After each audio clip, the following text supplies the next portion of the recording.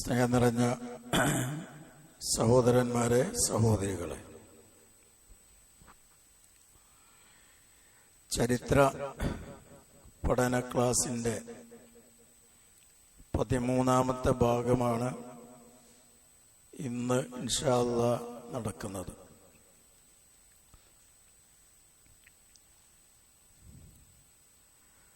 നബി സല്ലല്ലാഹു അലൈഹി വസല്ലമയുടെ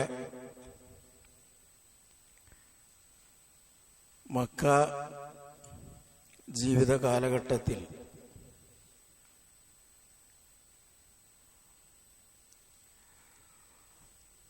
ആദ്യകാല വിശ്വാസികൾ അനുഭവിച്ചിട്ടുള്ള തുല്യതയില്ലാത്ത പീഡനത്തെ സംബന്ധിച്ച് കുറെ കാര്യങ്ങൾ നമ്മൾ മനസ്സിലാക്കി.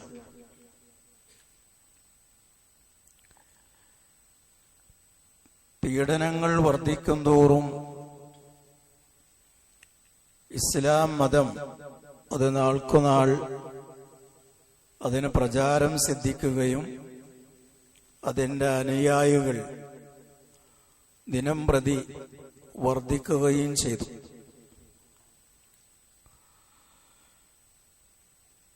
ഇസ്ലാം അങ്ങ് വളരാൻ തുടങ്ങിയപ്പോൾ അവർ അഥവാ ശത്രുക്കൾ അവരുടെ മർദ്ദന മുറകളിലും മർദ്ദന രീതികളിലും നൂതനമായ ചില മാർഗങ്ങൾ സ്വീകരിച്ചു.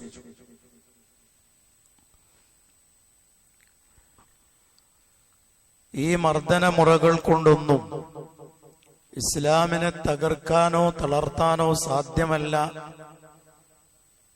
എന്ന് കൃത്യമായും അവർക്ക് ബോധ്യപ്പെട്ടു. ആദ്യകാലത്ത്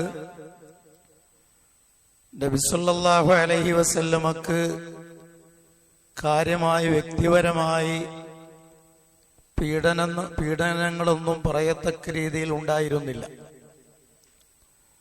അതിന് പല കാരണങ്ങളും പണ്ഡിതന്മാർ പറഞ്ഞിട്ടുണ്ട്. ഒന്ന്, നബി സല്ലല്ലാഹു അലൈഹി വസല്ലമയുടെ വ്യക്തിത്വമാണ്. നബിയുടെ ശരീര പ്രകൃതവും നബിയുടെ സ്വഭാവവും, ഇത് രണ്ടും നബി സല്ലല്ലാഹു അലൈഹി വസല്ലമക്ക് ശത്രുക്കളുടെ ഉപദ്രവത്തെ പ്രതിരോധിക്കാൻ അത് തന്നെ മതിയായി എന്ന് ചില ചരിത്രകാരന്മാർ പറഞ്ഞതായി കാണാം. അതിനു പുറമെ നബി സല്ലല്ലാഹു അലൈഹി വസല്ലമയുടെ പിതൃവ്യൻ അബൂ ത്വാലിബ് അഥവാ അബ്ദു മനാഫ് എന്ന അബൂ ത്വാലിബ്, അയാൾ ആ സമൂഹത്തിലെ സുസമ്മതനായ ഒരു നേതാവായിരുന്നു. അദ്ദേഹത്തിന്റെ സംരക്ഷണം നബി സല്ലല്ലാഹു അലൈഹി വസല്ലമക്ക് ലഭിച്ചതും നബിക്ക് വ്യക്തിപരമായി ഉപദ്രവങ്ങൾ ഏൽക്കാതിരിക്കാനുള്ള കാരണമായിട്ടുണ്ട്. പക്ഷേ ഇത് രണ്ടും തുടക്കത്തിലാണ്. പിന്നീട് അവർ നബി സല്ലല്ലാഹു അലൈഹി വസല്ലമയെയും പീഡിപ്പിക്കാൻ തുടങ്ങി. എല്ലാ അർത്ഥത്തിലും മാനസികമായും ശാരീരികമായും നബിയെ തളർത്താനും തകർക്കുവാനുമുള്ള ശ്രമങ്ങൾ അവർ നടത്തിയിട്ടുണ്ട്. അതിൽപ്പെട്ട ഒന്നാണ് നബി സല്ലല്ലാഹു അലൈഹി വസല്ലമയുടെ 2 പെൺമക്കൾ, റുഖയ്യ, ഉമ്മു കുൽസൂം. നബി സല്ലല്ലാഹു അലൈഹി വസല്ലമയുടെ 2 പെൺമക്കളാണ്. ഖദീജ റളിയല്ലാഹു അൻഹയിൽ നിന്ന് നബിക്ക് ഉണ്ടായിട്ടുള്ള കുട്ടികളാണ്. നബി സല്ലല്ലാഹു അലൈഹി വസല്ലമക്ക് ഇബ്രാഹിം എന്ന കുട്ടി ഒഴികെ ബാക്കി എല്ലാ മക്കളും ഖദീജ റളിയല്ലാഹു അൻഹയിൽ നിന്നും ഉണ്ടായതാണ്. ഈ റുഖയ്യ, ഉമ്മു കുൽസൂം എന്ന് പറയുന്ന ഈ 2 മക്കളെ വിവാഹം ചെയ്തിരുന്നത് അബൂലഹബിന്റെ 2 മക്കളായിരുന്നു.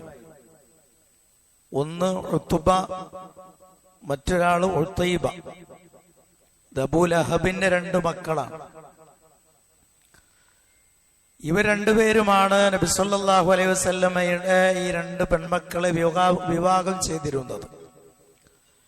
നബി സല്ലല്ലാഹു അലൈഹി വസല്ലമ ഇങ്ങനെ പ്രവാചകനായി സത്യപ്രബോധനവുമായി രംഗത്ത് വന്നപ്പോ അബൂലഹബ് അയാൾ നിർബന്ധപൂർവം മക്കളെ കൊണ്ട് അവരുടെ 2 പേരുടെയും ഭാര്യമാരാകുന്ന റുഖയ്യ, ഉമ്മു കുൽസൂം എന്ന് പറയുന്ന നബി സല്ലല്ലാഹു അലൈഹി വസല്ലമയെ 2 മക്കളെയും നിർബന്ധിച്ച് ത്വലാഖ് ചെല്ലിപ്പിച്ചു. വിവാഹമോചനം നടത്താൻ നിർബന്ധിച്ചു. അതിന്റെ ഉദ്ദേശം വ്യക്തമാണ്. നബി സല്ലല്ലാഹു അലൈഹി വസല്ലമയെ ആ രീതിയിലും പീഡിപ്പിക്കുക, പ്രയാസപ്പെടുത്തുക. പക്ഷേ അതിന് മക്കളോ നബി സല്ലല്ലാഹു അലൈഹി വസല്ലമയോ അവരാരും അതിൽ മാനസികമായി തകർന്നു പോയിട്ടില്ല. പിൽക്കാലത്ത് ഈ 2 മക്കളെയും ഉസ്മാൻ റളിയല്ലാഹു തആല അൻഹു വിവാഹം ചെയ്തിട്ടുണ്ട്. ഒരാൾ മരിച്ച ശേഷം മറ്റൊരാൾ, റുഖയ്യയെയും ഉമ്മു കുൽസൂമിനെയും. അബൂലഹബ് പിന്നീട് നബി സല്ലല്ലാഹു അലൈഹി വസല്ലമയെ പ്രത്യേകമായി ഉപദ്രവിച്ചിരുന്ന ഒരു കാര്യം, ഹജ്ജിന്റെ സമയത്ത് നബി സല്ലല്ലാഹു അക്കാലത്ത് നടന്നിരുന്ന ഹജ്ജ് മുമ്പേ ഉണ്ട്, ജാഹിലിയ കാലത്തും അതുണ്ട്.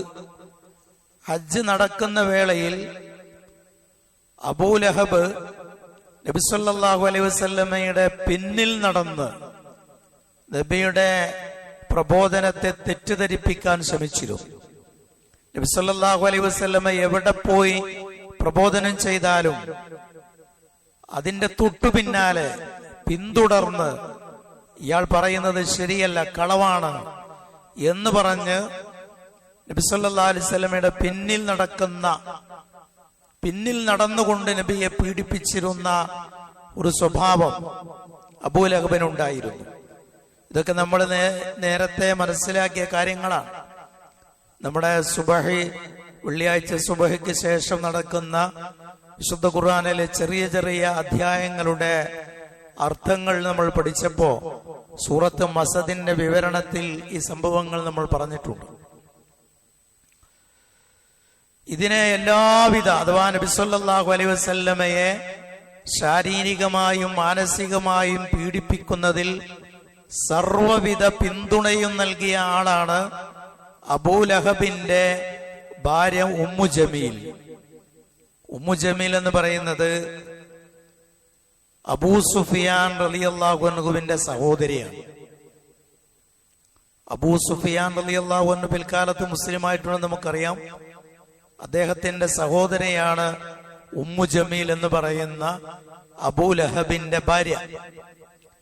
ഇവളും നബി സല്ലല്ലാഹു അലൈഹി വസല്ലമയെ പീഡിപ്പിക്കുന്നതിൽ ഒട്ടും പിന്നിലായിരുന്നില്ല. നബിയുടെ അയൽവാസികളാണ്, കുടുംബക്കാരാണ്, അയൽവാസികളാണ്. നബി സല്ലല്ലാഹു അലൈഹി വസല്ലമയുടെ വഴിയിൽ മാലിന്യങ്ങൾ വിതറുക, മുള്ളു വിതറുക, അങ്ങനെ നബിയുടെ സഞ്ചാരത്തിന് ഇങ്ങനെ തടസ്സങ്ങൾ സൃഷ്ടിക്കുക എന്ന പണിയാണ് കാര്യമായും ഉമ്മു ജമീൽ ചെയ്തിരുന്നത് എന്ന് വിശുദ്ധ ഖുർആനിന്റെ വിവരണത്തിൽ തഫ്സീറുകളിൽ കാണാൻ കഴിയുന്ന കാര്യമാണ്. പക്ഷേ ഇവിടെയൊന്നും ഈ പീഡനങ്ങളൊന്നും ഒട്ടും വിജയിക്കുന്നില്ല എന്ന് കണ്ടപ്പോ ശത്രുക്കൾ അവരുടെ ശൈലി ഒന്ന് മാറ്റിപ്പിടിച്ചു. പിന്നീട് അവർ ചെയ്തത് നബി സല്ലല്ലാഹു അലൈഹി വസല്ലമയെ പ്രലോഭിപ്പിക്കാനുള്ള ശ്രമമാണ്. അഥവാ ഉത്ബത്ത് ബിൻ റബീഅ എന്ന് പറയുന്ന അക്കാലത്ത് ജീവിച്ചിരുന്ന ഏറ്റവും വലിയ സാഹിത്യ സാമ്രാട്ടാണ് ഉത്ബ ബിൻ റബീഅ എന്ന് പറയുന്ന വ്യക്തി.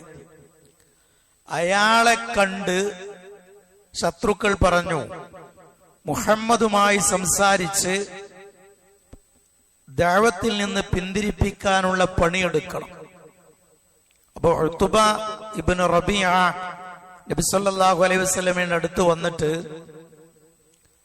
പലവിധ ഓഫറുകളും നൽകി. കൂട്ടത്തിൽ അതിന് മുന്നേ അയാൾ പറഞ്ഞു, നീയാണോ അബ്ദുൽ മുത്തലിബാണോ ഉത്തമൻ?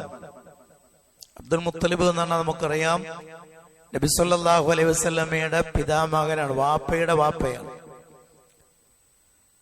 നീയാണോ ഉത്തമൻ അതോ അബ്ദുൽ മുത്തലിബാണോ? അബ്ദുൽ മുത്തലിബാണ് ഉത്തമൻ എന്ന് പറഞ്ഞാൽ അബ്ദുൽ മുത്തലിബിന്റെ വഴിയിലാണ് ഞങ്ങൾ, അപ്പൊ നീ ഇങ്ങോട്ട് തിരിച്ചു പോരണം. അതല്ല, അബ്ദുൽ മുത്തലിബാണ് മോശക്കാരൻ എന്ന് പറഞ്ഞാൽ അത് ഒരു വടിയായി, ഒരു ആയുധമായി സ്വീകരിക്കാം. സ്വന്തം പിതാമകനെ പോലും അവർക്കിടയിൽ എല്ലാവരും അംഗീകരിക്കുന്ന നേതാവായിരുന്നു അബ്ദുൽ മുത്തലിബ്. ആ അബ്ദുൽ മുത്തലിബിനെ പോലും ഇതാ ഇദ്ദേഹം തള്ളിപ്പറയുന്നു എന്ന് പറഞ്ഞ് അതും നബി സല്ലല്ലാഹു അലൈഹി വസല്ലമക്കെതിരെയുള്ള ഒരു ആയുധമായി സ്വീകരിക്കാനാണ് ഈ ചോദ്യം. റസൂലുള്ളാഹി സ്വല്ലല്ലാഹു അലൈഹി വസല്ലമ അതിനൊന്നും മറുപടി പറഞ്ഞില്ല, അത് അവഗണിച്ചു. ചിലത് അവഗണിക്കേണ്ടി വരും, ചില മറുപടികൾ അവഗണനയായിരിക്കും. മറുപടിയേക്കാൾ കരുത്തിട്ട മറുപടിയായിരിക്കും അവഗണന ചിലപ്പോൾ. അതുകൊണ്ട് നബി സല്ലല്ലാഹു അലൈഹി വസല്ലമ അത് അവഗണിച്ചു. കാരണം അതിന്റെ പിന്നാലെയൊക്കെ പോയാൽ തന്റെ മുഖ്യ ലക്ഷ്യം ഇവിടെ പറയാൻ സാധിക്കാതെ വരുന്ന ഘട്ടമുണ്ടാകുമെന്ന തിരിച്ചറിവ് നബി സല്ലല്ലാഹു അലൈഹി വസല്ലമക്ക് ഉണ്ടായിരുന്നു. അത് പ്രയോജനം ചെയ്തില്ല എന്ന് കണ്ടപ്പോ അബുൽ വലീദ് അഥവാ ഉത്ബ നബി സല്ലല്ലാഹു അലൈഹി വസല്ലമയോട് പറഞ്ഞു, നിനക്ക് ഈ പ്രബോധനം വഴി നീ ഉദ്ദേശിക്കുന്നത് വല്ല സുന്ദരികളായ സ്ത്രീകളെയും വിവാഹം ചെയ്യലാണ് എങ്കിൽ ഈ മക്കയിലുള്ള 10 അതിസുന്ദരികളെ നിങ്ങൾക്ക് ഞങ്ങൾ വിവാഹം ചെയ്തു തരാം. മുഹമ്മദ് നബി സല്ലല്ലാഹു അലൈഹി വസല്ലമക്ക് അവർ വിവാഹം ചെയ്ത് കൊടുക്കാമെന്ന് പറഞ്ഞു. അതും നബി സല്ലല്ലാഹു അലൈഹി വസല്ലമ കാര്യമാക്കിയില്ല. ഈ പറയപ്പെട്ട തന്ത്രങ്ങളൊക്കെ ഇന്നും ശത്രുക്കൾ ഉപയോഗിക്കുന്നതാണ്. മുസ്ലിങ്ങളെ വഴിതെറ്റിക്കുവാൻ അതിന് സ്ത്രീകളെ ദുരുപയോഗപ്പെടുത്തുന്ന രീതി ശത്രുക്കൾ ചെയ്യാറുണ്ട്. അത് നബി സല്ലല്ലാഹു അലൈഹി വസല്ലമ ആ ഒരു കാര്യം നബി മുഖവിലേക്ക് എടുത്തതേയില്ല. അടുത്തതായി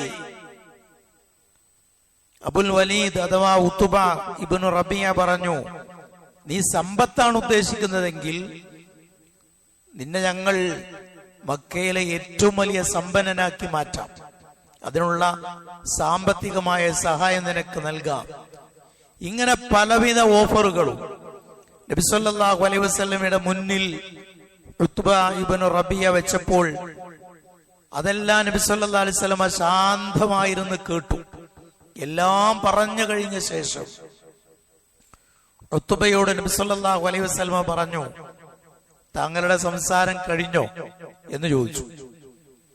കഴിഞ്ഞു എന്ന് പറഞ്ഞപ്പോ സൂറ ഫുസ്സിലത്തിലെ ഏതാനും ചില വചനങ്ങൾ മഹാനായ റസൂലുള്ളാഹി സ്വല്ലല്ലാഹു അലൈഹി വസല്ലമ ഓതിക്കൊടുത്തു. അതിലുള്ള വിഷയം ആദ് സമൂദ് ഗോത്രങ്ങളെ നശിപ്പിച്ച ചരിത്രമാണ്. അത് അവർക്കും അറിയാം, മക്കയിലെ ആളുകൾക്കും ആദ് സമൂദ് ഗോത്രങ്ങളെ നശിപ്പിച്ച ചരിത്രം അവർക്കും സുപരിചിതമാണ്.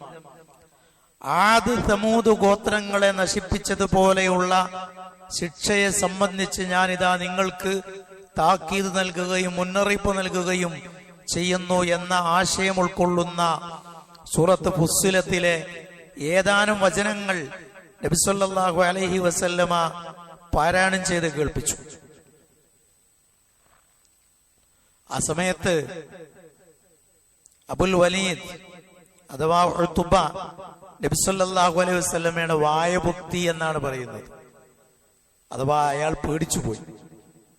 ഒരു വേള അയാൾക്ക് സത്യം മുഹമ്മദ് നബി സല്ലല്ലാഹു അലൈഹി വസല്ലമ പറയുന്നതാണ്, ഇത് നിർത്തൂ എന്ന് പറഞ്ഞിട്ട് നബിയുടെ വായപുത്തി എന്ന് ചരിത്രത്തിൽ കാണാൻ പറ്റും.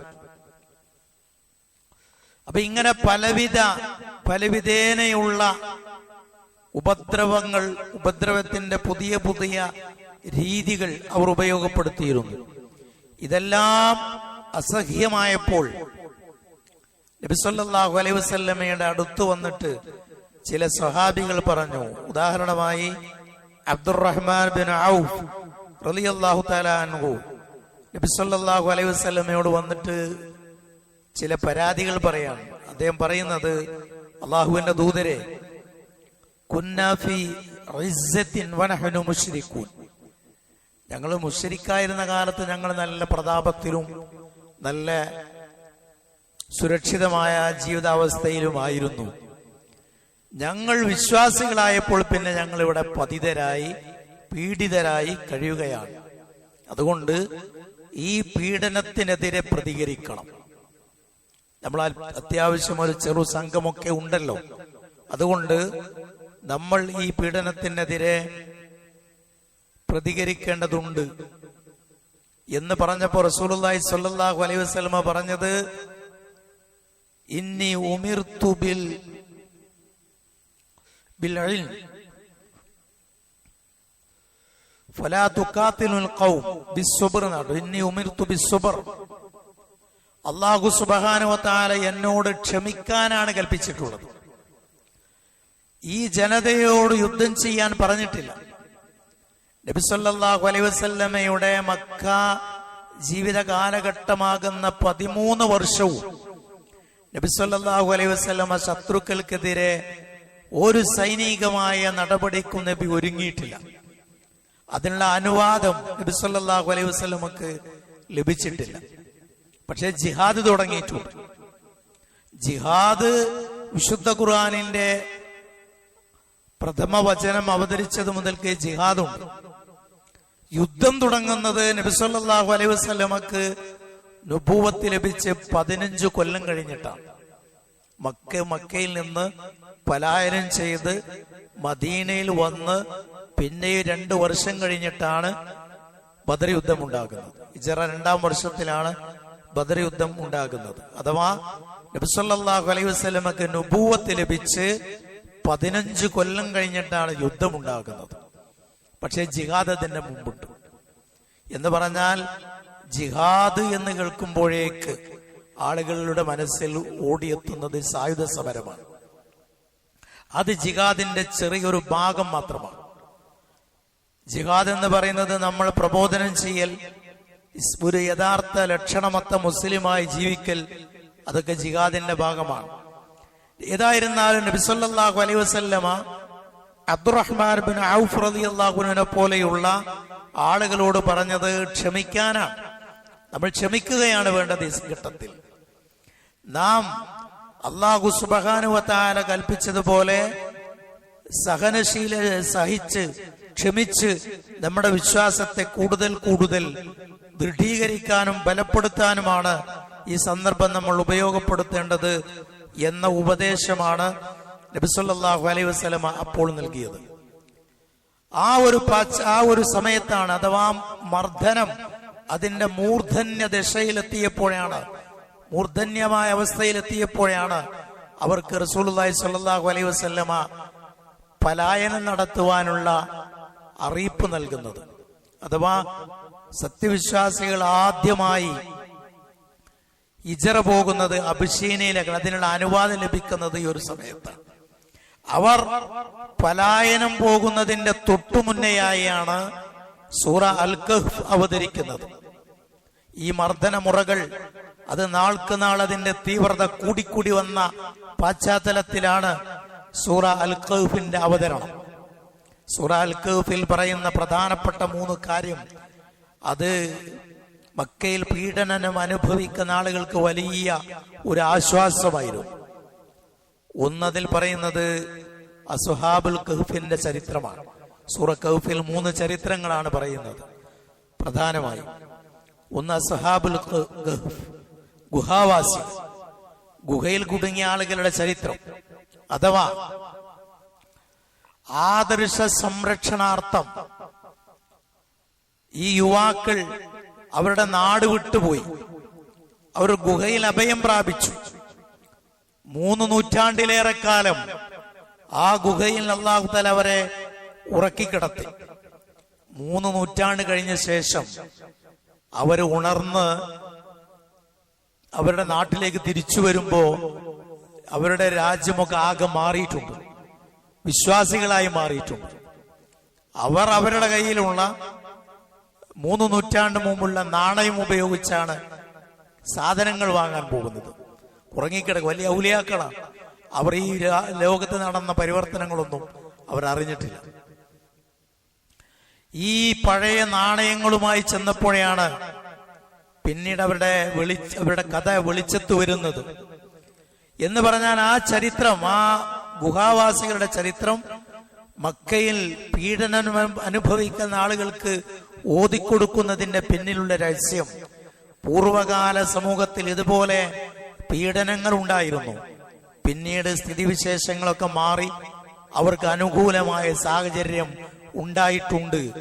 ഇതേപോലെ ഇന്ന് മക്കയിൽ പീഡനം അനുഭവിക്കുന്ന നിങ്ങൾക്കും ഈ അവസ്ഥകളൊക്കെ മാറി നല്ലൊരവസ്ഥ സംജാതമാകും, നല്ലൊരവസ്ഥ അവിടെ തിരിച്ചു വരും എന്നൊരാശ്വാസമാണ് സൂറ അൽ കഹ്ഫ് അവതരിപ്പിച്ചതിലൂടെ കിട്ടിയിട്ടുള്ള ഒരു പ്രധാനപ്പെട്ട നേട്ടമായതിന്റെ ഉദ്ദേശ്യമായി പണ്ഡിതന്മാർ വിവരിച്ചു തന്നിട്ടുള്ളത്. രണ്ടാമത്തെ കഥ പറയുന്നത് മൂസാ നബിയുടെയും ഖളിർ അലൈഹിസ്സലാമിന്റെയും കഥയാണ്.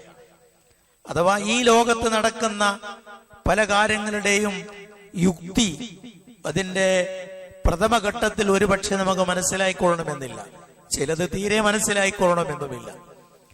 മൂസാ നബിയും ഖളിർ അലൈഹിസ്സലാമും തമ്മിൽ അവർ പരസ്പരം നടന്നിട്ടുള്ള യാത്രയും സംഭാഷണവും അതിലെ പല കാര്യങ്ങളുടെയും യുക്തി മൂസാ നബി അലൈഹിസ്സലാമിനെ മനസ്സിലാകുന്നില്ല. പ്രധാനമായും മൂസാ നബി അലൈഹിസ്സലാം ഖളിർ അലൈഹിസ്സലാമിന്റെ കൂടെ യാത്ര ചെയ്തതിന്റെ ലക്ഷ്യം പഠിക്കലായിരുന്നു, ഇൽമ് നേടലാണ്.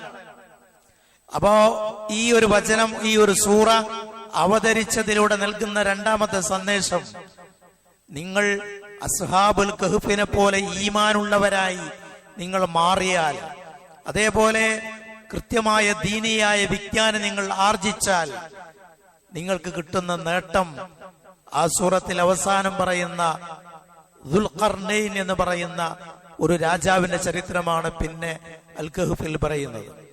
അദ്ദേഹം വലിയ രാജാവായിരുന്നു, നീതിമാനായ ഒരു രാജാവായിരുന്നു.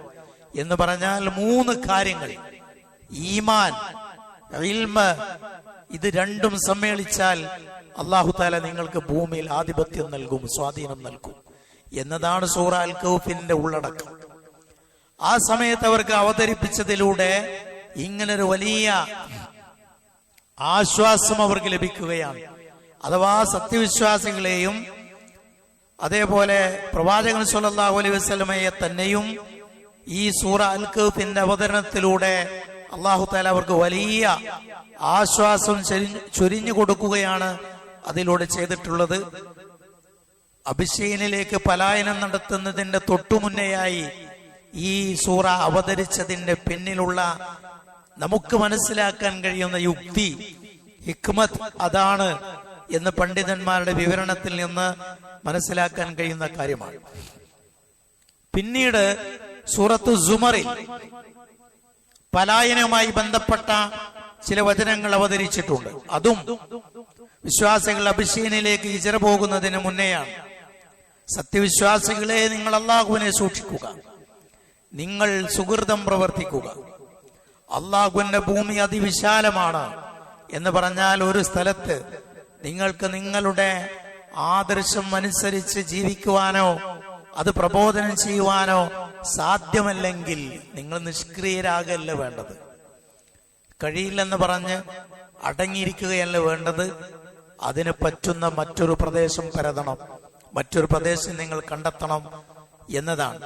അവിടെ നബി സല്ലല്ലാഹു അലൈഹി വസല്ലമ പീഡനം അനുഭവിക്കുന്ന സത്യവിശ്വാസികളോട് അബിശീനിലേക്ക് പലായനം ചെയ്യാൻ പറഞ്ഞത് അങ്ങനെയാണ്.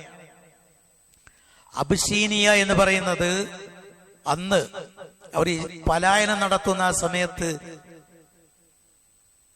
നജ്ജാഷി എന്ന് പറയുന്ന ക്രിസ്ത്യൻ ഭരണാധികാരി ഭരിക്കുന്ന രാജ്യമായിരുന്നു. ഈസാ നബി അലൈഹിസ്സലാം അള്ളാഹുവിന്റെ പുത്രനാണ് എന്ന് വിശ്വസിക്കുന്ന ജനതയാണ് അന്ന് അബിശീനിയക്കാർ, എത്യോപ്യക്കാർ. ആ നാട്ടിലേക്കാണ് നബി സല്ലല്ലാഹു അലൈഹി വസല്ലമ വിശ്വാസികളോട് പലായനം നടത്താൻ പറയുന്നത്. നമ്മളുടെ ആൾക്കാർ ഇവിടുന്ന് ചെറുപോണോ വേണ്ട, ഇവിടുന്ന് ഹിജറ പോണതിനെ കുറിച്ചാണ് ആളുകൾ പറയുന്നത്.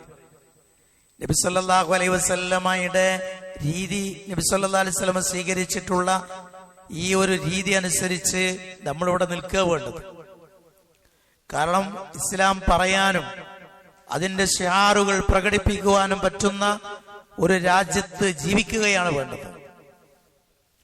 ഇവരോട് നബി സല്ലല്ലാഹു അലൈഹി വസല്ലമ അബിശീനിലേക്ക് ഹിജറ പോകാൻ, പലായനം ചെയ്യാൻ ആവശ്യപ്പെട്ടതിന്റെ കാരണങ്ങൾ പണ്ഡിതന്മാർ അക്കമിട്ട് നിരത്തി നമ്മെ ബോധ്യപ്പെടുത്തിയിട്ടുണ്ട്. ഒന്ന്, റസൂലുള്ളാഹി സ്വല്ലല്ലാഹു അലൈഹി വസല്ലമ അബിശീനിയ തെരഞ്ഞെടുക്കാനുള്ള കാരണം അവിടെ ഭരണം നടത്തുന്ന നജ്ജാശി എന്ന് പറയുന്ന രാജാവ്, അദ്ദേഹം നീതിമാനാണ്, ആദിലാണ്, നല്ല ഭരണാധികാരിയാണ്. നബി സല്ലല്ലാഹു അലൈഹി വസല്ലം അദ്ദേഹത്തെ വിശേഷിപ്പിച്ചിട്ടുള്ളത് സ്വാലിഹ്, നല്ല മനുഷ്യനാണ്, ആദിൽ, നീതിമാനാണ്. അദ്ദേഹത്തിന്റെ രാജ്യത്ത് ഒരാളും അന്യായമായി ആക്രമിക്കപ്പെടില്ല എന്നൊക്കെയാണ് നബി സല്ലല്ലാഹു അലൈഹി വസല്ലം അദ്ദേഹത്തെ പരിചയപ്പെടുത്തിയത്. അതുകൊണ്ട് അത്തരമൊരു നാട്ടിലേക്ക് നിങ്ങൾ പോയാൽ നിങ്ങൾക്ക് അവിടെ സുരക്ഷിതമായി നിങ്ങളുടെ ദീനനുസരിച്ച് ജീവിക്കാൻ പറ്റും. അതുകൊണ്ട് അങ്ങോട്ട് പോയിക്കൊള്ളൂ എന്നാണ് നബി സല്ലല്ലാഹു അലൈഹി വസല്ലം പറഞ്ഞിട്ടുള്ളത്. അങ്ങനെ ഇവർ നുബുവത്തിന്റെ 5-ാം വർഷം, നബിക്ക് നുബുവത്ത് കിട്ടി 5-ാമത്തെ വർഷം റജബ് മാസത്തിൽ ആദ്യ സംഘം അബിശീനയിലേക്ക് പലായനം നടത്തി. അവര് പോകുമ്പോ അവരുടെ കൂട്ടത്തിൽ 12 പുരുഷന്മാരും 4 സ്ത്രീകളുമാണ് ഉണ്ടായിരുന്നത്. 12 പുരുഷന്മാരും 4 സ്ത്രീകളും അടങ്ങുന്ന ഒരു കൊച്ചു സംഘം, അവരാണ് ആദ്യമായി അബിശീനയിലേക്ക് ഹിജറ പോകുന്നത്. ഹിജറയുടെ 5-ാം വർഷം, ഹിജറയല്ല, നുബുവത്തിന്റെ 5-ാം വർഷം. അബിശീനെ തെരഞ്ഞെടുക്കാനുള്ള വേറൊരു കാരണമുള്ളത്, നബി സല്ലല്ലാഹു അലൈഹി വസല്ലം ആ രാജ്യത്തെ കുറിച്ച് പഠിച്ചിരുന്നു. അത് നമ്മുടെയൊക്കെ പ്രത്യേകിച്ച് ഭരണാധികാരികളുടെ ഒരു പ്രധാന ബാധ്യതയാണ്. തന്റെ പ്രജകൾക്ക്, തന്റെ പ്രത്യേകിച്ച് പീഡനം അനുഭവിക്കുന്ന ഒരു ജനതയ്ക്ക് സുരക്ഷിതമായ സ്ഥലം ഏതാണ്, രാജ്യത്തെക്കുറിച്ച് മൊത്തത്തിൽ അക്കാലത്ത് നമ്മൾ ജീവിക്കുന്ന കാലത്തുള്ള മൊത്തത്തിലുള്ള രാജ്യത്തെക്കുറിച്ചൊരു ധാരണ ഉണ്ടാവണം. നബി എന്റെ അബിശീനെ അല്ലാത്ത വേറെ കുറെ രാജ്യങ്ങളുണ്ടല്ലോ, അവിടേക്കൊന്നും പോകാൻ പറയാതെ അബിശീനെ തന്നെ തിരഞ്ഞെടുക്കാൻ കാരണം എന്താണ്? ചുറ്റുഭാഗത്തുമുള്ള രാജ്യങ്ങളെ കുറിച്ച് നബി സല്ലല്ലാഹു അലൈഹി വസല്ലം മനസ്സിലാക്കിയിരുന്നു. അത് നമ്മുടെ ബാധ്യതയാണ്. നബി മനസ്സിലാക്കിയതിന് പല രീതികളുണ്ട്. ഒന്ന്, നബി സല്ലല്ലാഹു അലൈഹി വസല്ലമയുടെ വളർത്തു മാതാവായിരുന്ന ഉമ്മു ഐമൻ എന്ന് പറയുന്ന മഹദി, അവർ യഥാർത്ഥത്തിൽ എത്യോപ്യക്കാരിയാണ്, അബിശീനക്കാരിയാണ്. അവരിൽ നിന്ന് അബിശീനയുടെ ചരിത്രം നബി മനസ്സിലാക്കിയിട്ടുണ്ട്. അപ്പൊ തന്റെ ആളുകൾക്ക്, സ്വഹാബത്തിന് പോകാൻ പറ്റിയ സമാധാനമുള്ള ഒരു ഇടമാണ് അത് എന്ന് നബി സല്ലല്ലാഹു അലൈഹി വസല്ലം മനസ്സിലാക്കിയിരുന്നു. അങ്ങനെയാണ് നമ്മൾ നേരത്തെ പറഞ്ഞതുപോലെ നുബുവത്തിന്റെ 5-ാം വർഷം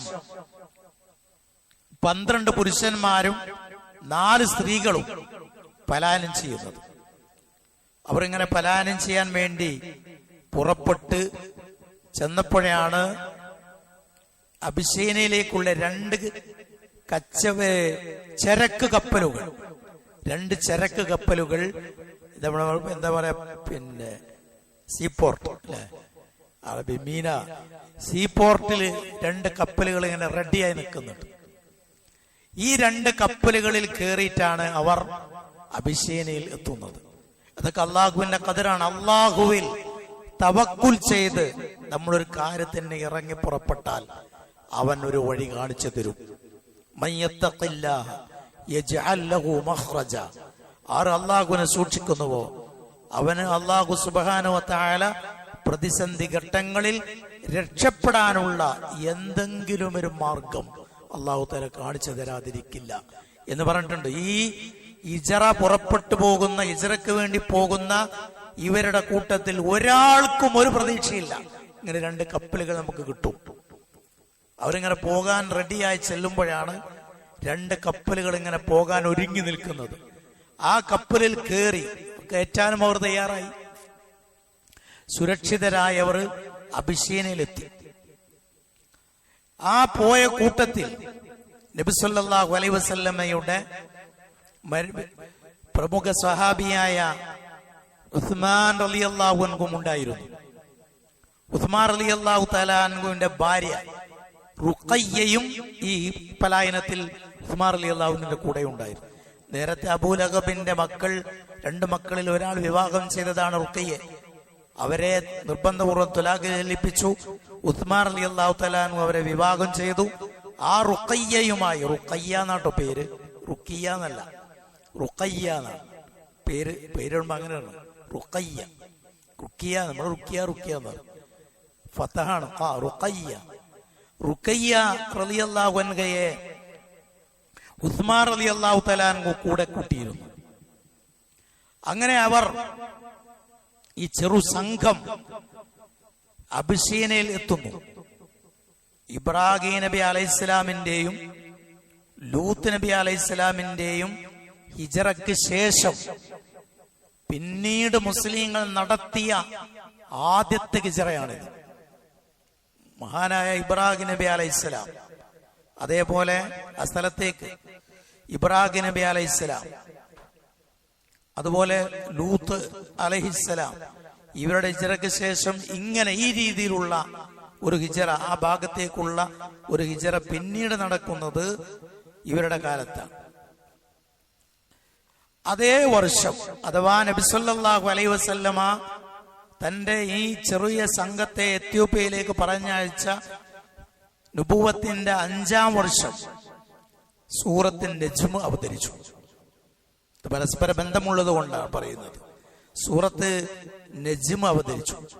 നബി സല്ലല്ലാഹു അലൈഹി വസല്ലമ ഖുറൈശികളൊക്കെ ഇങ്ങനെ കൂടിയിരിക്കുന്ന ഒരു സദസ്സിലേക്ക് ചെന്നിട്ട് പെട്ടെന്ന് സൂറത്ത് നജ്മ് ഉറക്കെ അങ്ങോട്ട് പാരായണം ചെയ്ത് കേൾപ്പിച്ചു. ആ സൂറത്ത് പൂർണ്ണമായി കേട്ട് കഴിഞ്ഞപ്പോ ആ സൂറത്തിന്റെ അവസാനത്തിൽ തിലാവത്തിന്റെ സുജൂദ് ചെയ്യാനുള്ള കൽപ്പന ഉണ്ട്. സൂറത്ത് നജ്മിന്റെ അവസാനത്തിൽ ആ സൂറത്ത് മുഴുവനാണ് ഓതി കഴിഞ്ഞപ്പോ നബി സല്ലല്ലാഹു അലൈഹി വസല്ലമ സ്വാഭാവികമായും സുജൂദ് ചെയ്തു. ആ സൂറത്ത് കേട്ട അവിടെ കൂടിയിരുന്ന എല്ലാ മുശ്രിക്കുകളും അവരും ആ സുജൂദിൽ വീണു. കാരണം അവർക്കത് ശരിക്കും സ്വാധീനിക്കും. നല്ല അറബി അറിയുന്ന ആളുകളാണ്, നല്ല സ്വാധീനം ഉണ്ടാവും. അത് അവരെ സ്വാധീനിച്ച് അവരും സുജൂദിൽ അങ്ങ് വീണു. ഈ വാർത്ത അഥവാ നബി സല്ലല്ലാഹു അലൈഹി വസല്ലമ ഖുർആൻ പാരായണം ചെയ്തത് കേട്ട് ഖുറൈശികളടക്കം ഈ പാരായണം കേട്ട് അവർ സുജൂദിൽ വീണിട്ടുണ്ട് എന്ന വിവരം അബിശേനയിൽ കിട്ടി. അപ്പൊ അവർ വിചാരിച്ചത് എല്ലാ ആളുകളും സുജൂദ് ചെയ്തിട്ടുണ്ടെങ്കിൽ അവർക്ക് മുസ്ലിങ്ങളായിട്ടുണ്ട് എന്നാണ് അതിനർത്ഥം. അങ്ങനെ അവർ ജന്മനാട്ടിലേക്ക് തന്നെ തിരിച്ചു വന്നു. എല്ലാവരും മുസ്ലിങ്ങളായിട്ടുണ്ട്, പിന്നെ നമ്മൾ ഇവിടെ നിൽക്കുന്ന വിദേശികളായി നാട്ടിൽ തന്നെ പോവാന്നാണ് ഇങ്ങോട്ട് തിരിച്ചു പോന്നു. തിരിച്ചു വന്നപ്പോഴാണ് തങ്ങൾ കേട്ട വാർത്ത സത്യമായിരുന്നില്ല എന്നറിയുന്നത്. ഇതൊക്കെ നമ്മൾ പഠിക്കുമ്പോൾ നമ്മുടെ നാട്ടില് ഔലിയാക്കൾക്ക് എല്ലാം അറിയുന്ന പറയുന്നത്.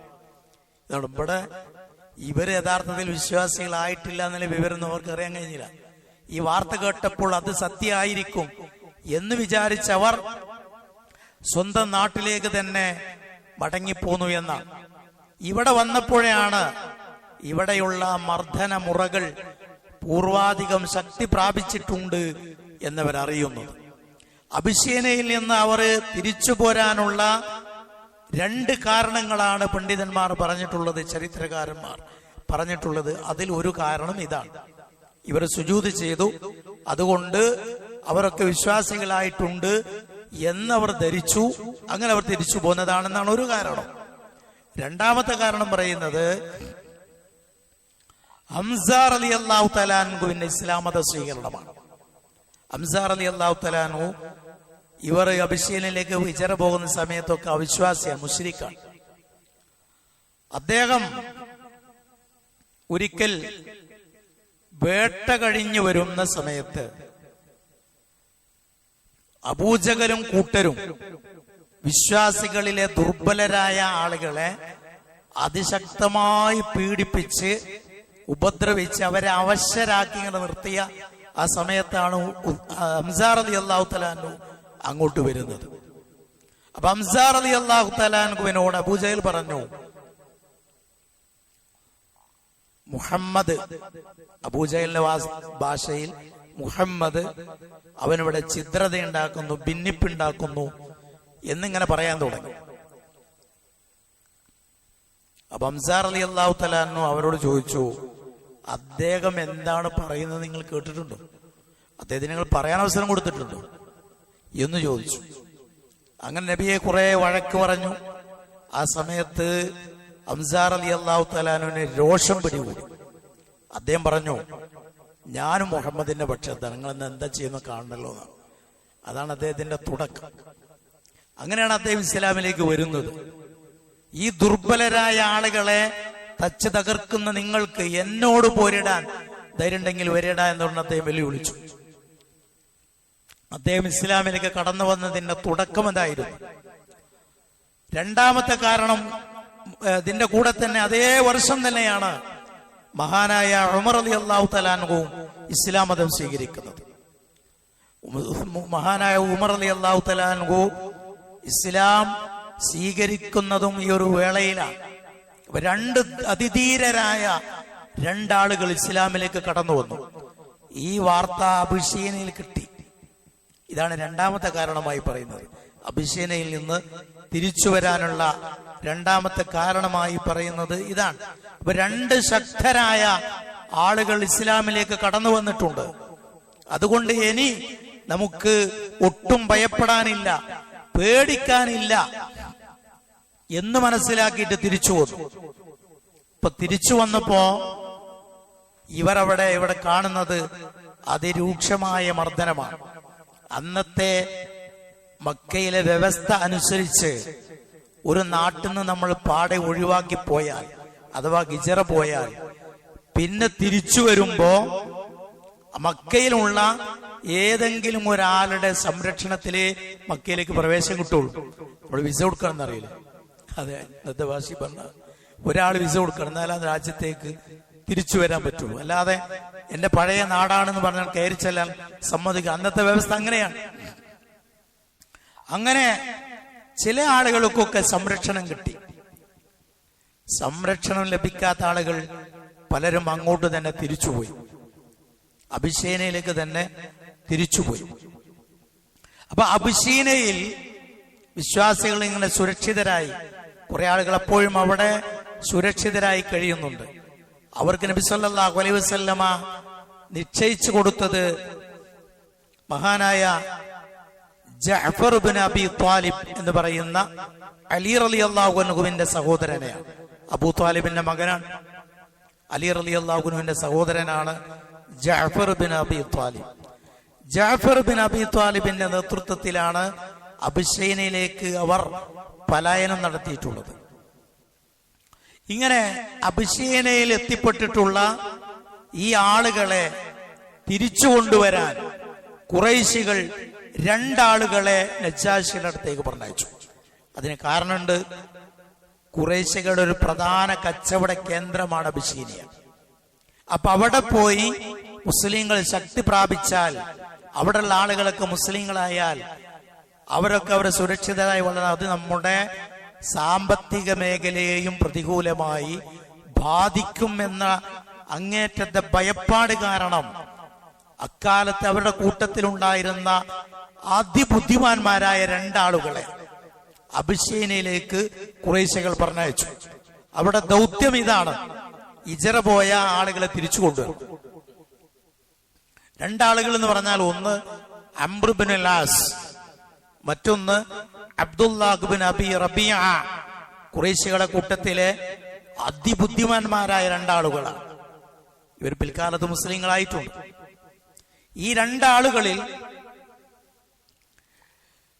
വിലപ്പെട്ട പല സമ്മാനങ്ങളും കൊടുത്തയച്ചു. അവർ ഇവിടുന്ന് തന്നെ, മക്കയിൽ നിന്ന് തന്നെ നജാശി രാജാവിനെ കണ്ട് എങ്ങനെയാണ് കാര്യങ്ങൾ കൈകാര്യം ചെയ്യേണ്ടതെന്നൊക്കെ ഇവിടുന്ന് ആസൂത്രണം ചെയ്തിട്ടുണ്ട്.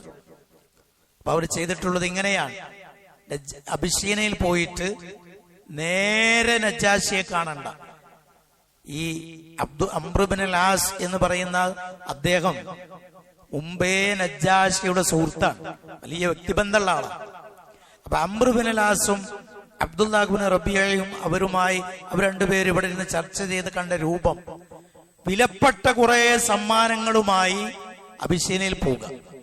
എന്നിട്ട് നജ്ജാശി രാജാവിനെ കാണുന്നതിന് മുമ്പ് നജ്ജാശിയുടെ കീഴിലുള്ള കുറെ പുരോഹിതന്മാരുണ്ടാവുമല്ലോ, ക്രിസ്തുമത നേതാക്കൾ, ആ നേതാക്കളെ കണ്ട് വിലപ്പെട്ട സമ്മാനങ്ങളൊക്കെ അവർക്ക് കൊടുത്ത് ആദ്യം അവരെ സ്വാധീനിക്കണം. എന്നിട്ട് നജ്ജാശി രാജാവിന്റെ ദർബാറിൽ ഈ മുസ്ലിങ്ങളെ കുറിച്ച് സംസാരിക്കുന്ന വേളയിൽ അംറുബിൻ ആസിനെയും അബ്ദുല്ലാഹിബ്നു അബി റബീഅയെയും ഈ പുരോഹിതന്മാർ സപ്പോർട്ട് ചെയ്യണം. അപ്പൊ അവരെ സ്വാധീനിക്കണം. ഇവർ പറയുന്നത് പോലെ അവരുടെ രാജ്യത്ത് നിന്ന് കുറെ ആളുകളോട് വന്നിട്ടുണ്ട്, അവർ പിഴച്ച ആളുകളാണ്, നമ്മുടെ രാജ്യത്തിന് ഭീഷണിയാണ്, അവർ മക്കയിലുള്ള ഞങ്ങളുടെ വിശ്വാസം സ്വീകരിച്ചിട്ടില്ല, എന്നാൽ ക്രിസ്തുമതം സ്വീകരിച്ചിട്ടില്ല, നമുക്ക് ഇരുകൂട്ടർക്കും പരിചയമില്ലാത്ത പുതിയൊരു മതമാണ് അവർ കൊണ്ടുവന്നിട്ടുള്ളത്. അതുകൊണ്ട് അവരെ നാട്ടിൽ നിന്ന് ഞങ്ങളുടെ നാട്ടിലേക്ക് തന്നെ തിരിച്ചു കൊണ്ടുപോകാൻ നിങ്ങളെ സഹായിക്കണം. അവരെ അവരെ സ്വാധീനിക്കാൻ വേണ്ടിയാണ് വിലപ്പെട്ട സമ്മാനങ്ങളൊക്കെ കൊടുത്തിട്ടുള്ളത്. അങ്ങനെ ആദ്യം ഇവർ പുരോഹിതന്മാരെ സ്വാധീനിച്ചു. ഇനി നജ്ജാശിയുടെ ദർബാറിൽ വെച്ച് ഞങ്ങൾ സംസാരിക്കുമ്പോൾ നിങ്ങൾ ഞങ്ങളുടെ പക്ഷത്തിൽ ചേർന്നിട്ട് മുസ്ലിങ്ങൾക്കെതിരെ സംസാരിക്കണം. ഇതാണ് അവർ ആവിഷ്കരിച്ചിട്ടുള്ള കുതന്ത്രം. അങ്ങനെ നജ്ജാശി രാജാവിന്റെ അടുത്തേക്ക് അംറുബിൻ ആസ് റളിയല്ലാഹു അൻഹു പിൽക്കാലത്ത് മുസ്ലിം ആയതുകൊണ്ടാട്ടോ പറയണത്.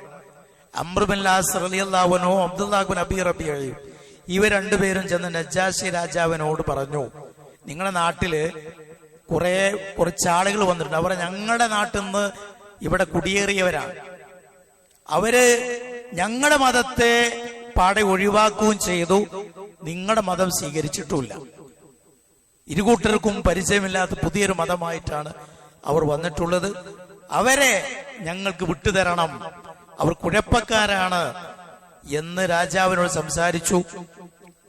നേരത്തെ സമ്മാനമൊക്കെ കൊടുത്ത് റെഡിയാക്കി വെച്ച ആളുകളും അതിനെ സപ്പോർട്ട് ചെയ്തു. പക്ഷെ നജ്ജാശി രാജാവ് നേരത്തെ നമ്മൾ പറഞ്ഞതുപോലെ, നബി സല്ലല്ലാഹു അലൈഹി വസല്ലം പറഞ്ഞതുപോലെ നീതിമാനാണ്. അദ്ദേഹം പറഞ്ഞു, നിങ്ങൾ ഈ പറഞ്ഞ് വിശ്വസിക്കാൻ പറ്റില്ല, എനിക്ക് അവരോട് നേരിട്ട് സംസാരിക്കുന്നത്. അവരെ നേരിട്ട് കണ്ട് സംസാരിക്കാതെ ഇതിലൊന്നും പറയാൻ പറ്റൂല എന്ന്. ഇവരാകെ ഭയപ്പെട്ടിരുന്നൊരു കാര്യം, നജ്ജാശി രാജാവ് ഈ സ്വഹാബത്തിനോട് സംസാരിക്കുന്നതാണ്. അവരോട് സംസാരിച്ചാൽ കള്ളിപൊളിയും.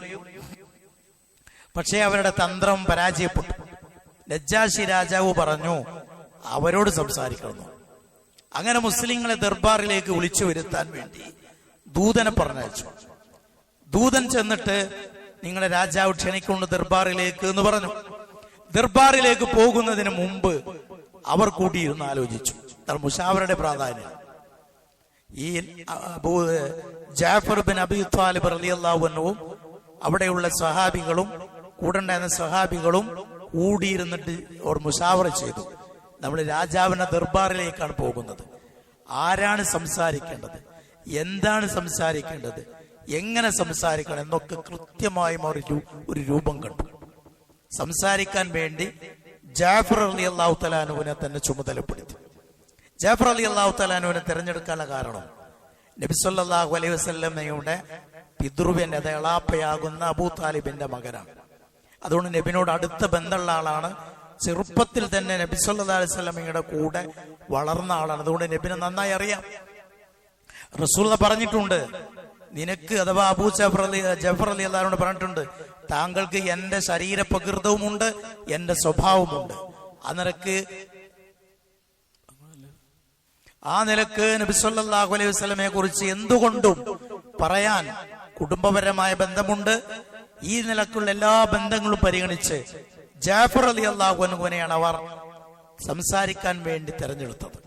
അപ്പൊ ജാഫർ റളിയല്ലാഹു അൻഹുവിനോട് നജ്ജാശി രാജാവ് കാര്യങ്ങൾ അന്വേഷിച്ചു.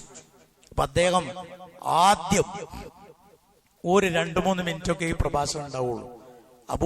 ജാഫർ ബിൻ അബി ത്വാലിബ് റളിയല്ലാഹു തആല അൻഹു ദർബാറിൽ വളരെ പ്രസിദ്ധമായ ഒരു പ്രസംഗം നിർവഹിച്ചു. വളരെ ചുരുങ്ങിയൊരു പ്രസംഗം.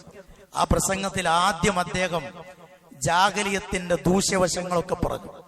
ഇവർ ശവത്തെത്തുന്നവരും അതേപോലെ ഇവരിലെ ദുർബലരെ അടിച്ചമർത്തുന്നവരും കുടുംബബന്ധം വിച്ഛേദിക്കുന്നവരും മ്ലേച്ഛകാര്യങ്ങൾ ചെയ്യുന്നവരും ഇങ്ങനെയുള്ള ആ സമൂഹത്തിൽ നിന്നുള്ള ജ്വലിച്ചു നിൽക്കുന്ന എല്ലാവിധ തിന്മകളെ കുറിച്ചും ആദ്യം പറഞ്ഞു.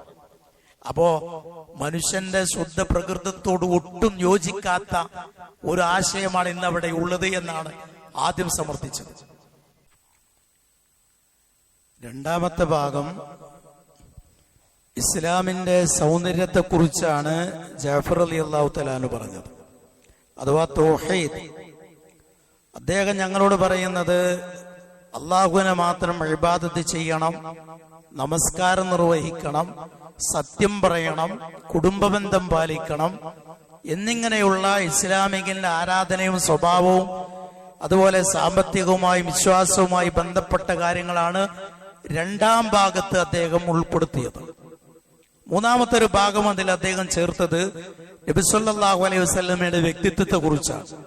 അദ്ദേഹം ഞങ്ങൾക്കിടയിലെ സത്യസന്ധനാണ്, ഉന്നതമായ തറവാട്ടുകാരനാണ്, അതേപോലെ അദ്ദേഹം സുസമ്മതനായിരുന്നു എന്ന് തുടങ്ങി അദ്ദേഹത്തിന്റെ നബി സല്ലല്ലാഹു അലൈഹി വസല്ലമയുടെ വ്യക്തിത്വത്തെ കുറിച്ചും പറഞ്ഞു. ഇങ്ങനെ പ്രധാനപ്പെട്ട 3 പോയിന്റുകൾ അതിനെ ആധാരമാക്കിയാണ് മഹാനായ ജാഫർ റളിയല്ലാഹു തആല അൻഹു സംസാരിച്ചത്. ഈ സംസാരം അങ്ങ് കേട്ടപ്പോ നജ്ജാശി രാജാവിന് കാര്യം ബോധ്യപ്പെട്ടു. അദ്ദേഹം അംർ ബിൻ ആസിനോടും അബ്ദുല്ലാഹ് ബിൻ അബീ റബീഅയോടും പറഞ്ഞു, മലയോളം സ്വർണം തന്നാലും ഈ ആളുകളെ വിട്ടുതരില്ല എന്നാണ്.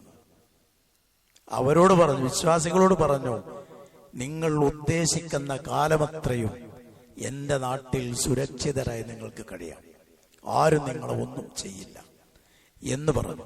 അങ്ങനെ ഇവർ രണ്ടുപേരും ഇളിഭ്യരായി ആ സദസ്സ് വിട്ട് പോരേണ്ടി വരികയാണ് ഉണ്ടായത്. പക്ഷെ വിടാൻ തയ്യാറായില്ല. അംർ ബിൻ ആസ് റളിയല്ലാഹു തആല അൻഹു പറഞ്ഞു, നാളെ വീണ്ടും ഞാൻ വലിയ ഒരു തന്ത്രം പ്രയോഗിക്കും, ഇവരെ ഇവിടെ നിന്ന് പാടെ പിഴുതെറിയുന്നൊരു തന്ത്രം ഞാൻ പ്രയോഗിക്കും. അങ്ങനെ അദ്ദേഹം രണ്ടാമത് സ്വീകരിച്ചൊരു തന്ത്രം നജ്ജാശി രാജാവിനോട് പറഞ്ഞു, ഇവർ ഈസാ നബി അലൈഹിസ്സലാമിനെ കുറിച്ച് അള്ളാഹുവിന്റെ അടിമയാണ് എന്നാണ് പറയുന്നത്, ദൈവപുത്രൻ എന്ന് പറയുന്നില്ല.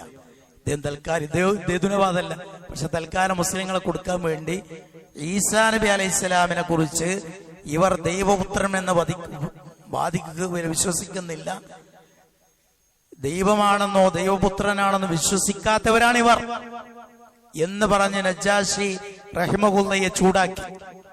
അപ്പൊ നജ്ജാശി റഹിമഹുല്ല അദ്ദേഹം മുസ്ലിമായിട്ടുണ്ട്. അദ്ദേഹം വീണ്ടും വിശ്വാസികളെ ദർബാറിലേക്ക് ക്ഷണിച്ചു. അപ്പൊ അവർ പോകുന്നതിന് മുമ്പ് നേരത്തെ പറഞ്ഞതുപോലെ കൂടിയാലോചന നടത്തി. അവർ പറഞ്ഞു, ഈസാ നബി അലൈഹി ഇസ്ലാമിനെ കുറിച്ച് നമ്മളോട് ചോദിച്ചാൽ നമ്മൾ എന്താ പറയാ? അവർ ഐക്യകണ്ഠേന പറഞ്ഞത്, നമ്മൾ എന്തായാലും സത്യം പറയുള്ളൂ, വരുന്നത് വരൂ, സത്യം പറഞ്ഞിട്ട് വരാനുള്ളതൊക്കെ വരട്ടെ, നമ്മൾ എന്തായാലും എവിടെയായാലും ശരി നമ്മൾ സത്യമേ പറയൂ. അത് തീരുമാനിച്ചിട്ടാണ് അവർ ദർബാറിലേക്ക് പോകുന്നത്. നജ്ജാശി രാജാവിന്റെ ദർബാറിൽ കൊട്ടാരത്തിൽ എത്തിയപ്പോൾ അവർ അദ്ദേഹത്തോട് അഥവാ നജ്ജാശി റഹിമഹുല്ല ജാഫർ റളിയല്ലാഹുവിനോട് ചോദിച്ചു, ഈസാ നബി അലൈഹി ഇസ്ലാമിനെ കുറിച്ച്, മസീഹിനെ കുറിച്ച്, ഈസാ മസീഹിനെ കുറിച്ച് നിങ്ങളുടെ വിശ്വാസം എന്താണ് എന്ന് ചോദിച്ചു. അപ്പൊ അദ്ദേഹം അതിന് മറുപടി പറയുന്നത് ഇങ്ങനെയാണ്. സ്വന്തം വകയായി ഒന്നും പറഞ്ഞില്ല, സൂറ മറിയമാണ് ഓതിക്കൊടുത്തു. സൂറത്ത് മറിയമിന്റെ ആദ്യ ഭാഗം മുതൽക്ക് മറിയം ബീവിയുടെയും ഈസാ അലൈഹി ഇസ്ലാമിന്റെയും ചരിത്രം പറയുന്ന കുറെ ആയത്തുകളുണ്ട് ആ സൂറയുടെ ആദ്യത്തിൽ. അത് വളരെ മനോഹരമായി ദർബാറിൽ അങ്ങോട്ട് പാരായണം ചെയ്തു കൊടുത്തു. കാരണം ആ സൂറത്തിൽ പറയുന്ന പല പ്രവാചകന്മാരെയും ഇവർ അംഗീകരിക്കുന്നതാണ്. ഈ യഹ്യാ നബി, സക്കരിയ നബി, ഇവിടൊക്കെ ചരിത്രമാണ് തുടക്കത്തിലുള്ളത്. അത് കേട്ടപ്പോ നജ്ജാശി രാജാവിനെ കാര്യം കൃത്യം ഒന്നുകൂടി ഞാൻ ബോധ്യപ്പെട്ടു. അദ്ദേഹം മുസ്ലിങ്ങളോട് പറഞ്ഞു, നിങ്ങൾക്ക് ഇവിടെ സുഖമായി ജീവിക്കും.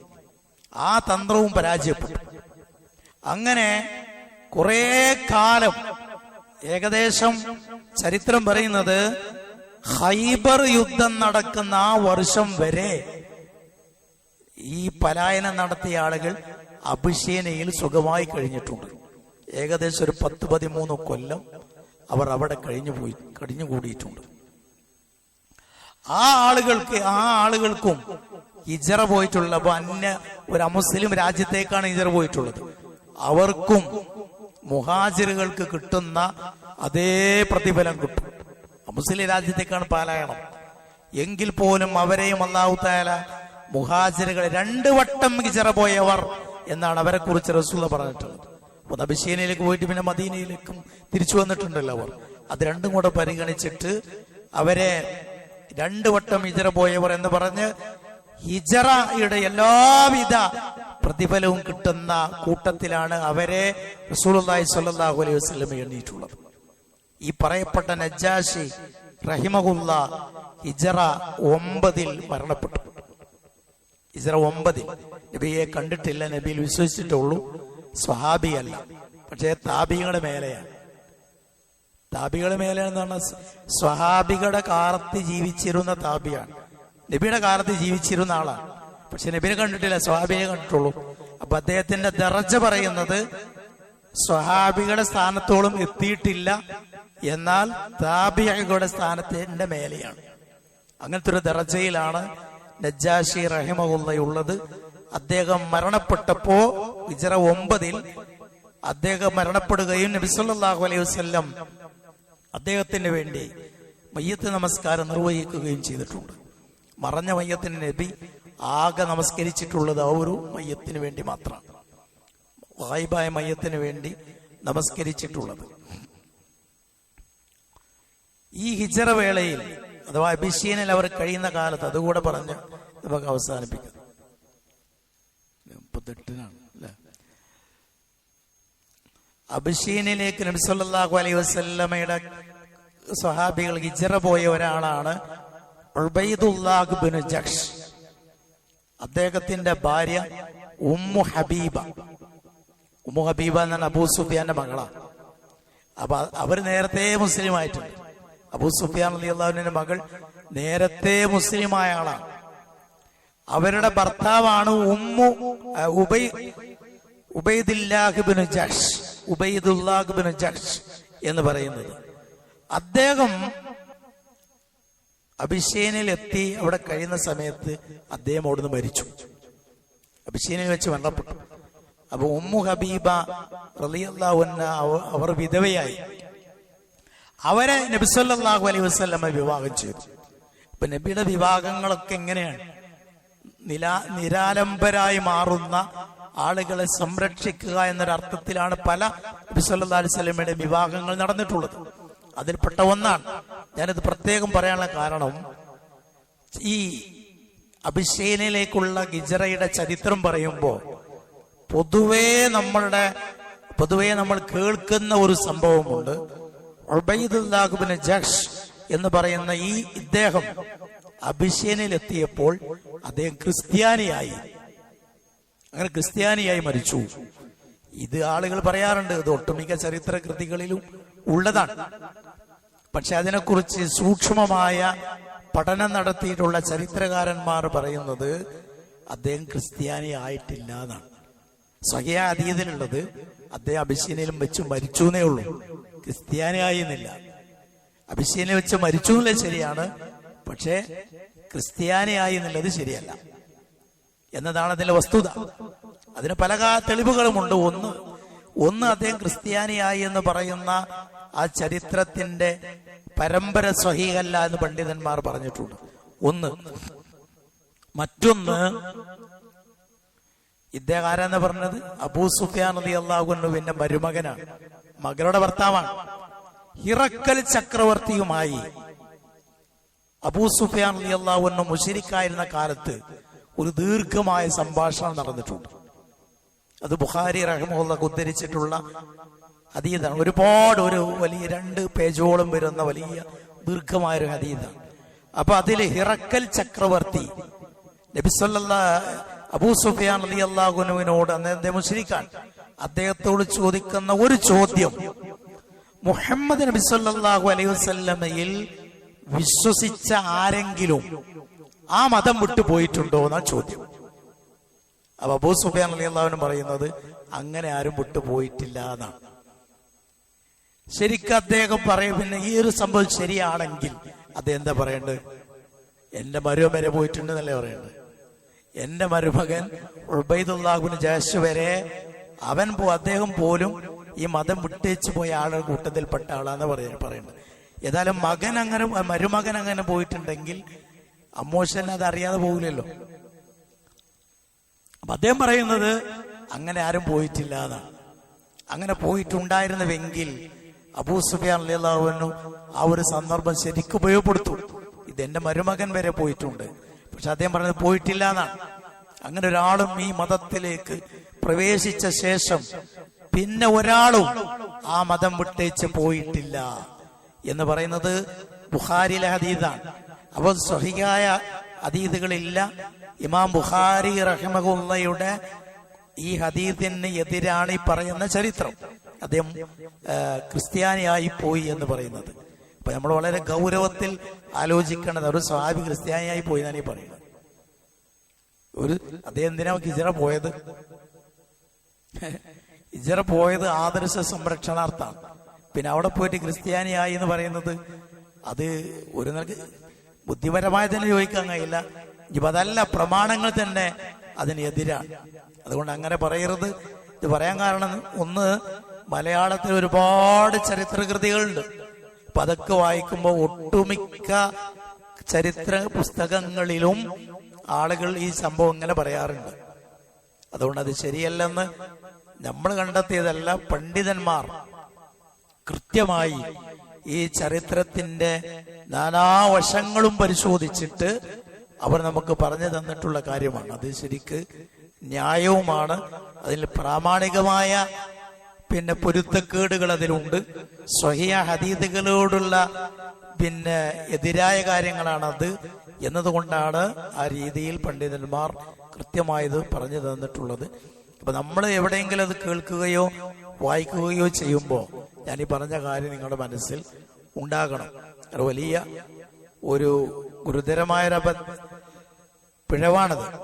അതുകൊണ്ട് അതിനെക്കുറിച്ച് സജീവമായ ബോധമുണ്ടാകണം. ഇൻഷാ അല്ലാഹ് ഇന്ന് നമ്മളിവിടെ അവസാനിപ്പിക്കുകയാണ്.